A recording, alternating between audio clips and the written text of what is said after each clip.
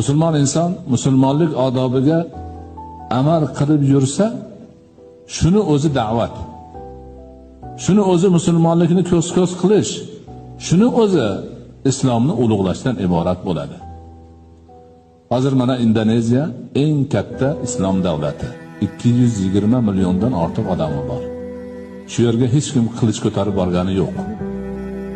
Yoki ularni majburlab boshida qamchi ushlab turib, la ilaha illallohni aytasan degani yo'q. Nima bo'lgan?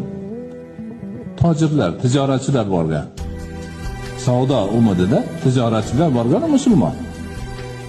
Borib o'sha yerda do'konini ochib, tijoratini qilgan, u yerdan yuk olib yurtiga ketgan, yana qaytib kelgan. Yerlik aholi bular farishtami, nima o'zi deb bilmay qolgan. Birovni aldamaydi, birovni so'kmaydi, kiyinishi go'zal, gapi go'zal, yurish turishi go'zal, muomalasi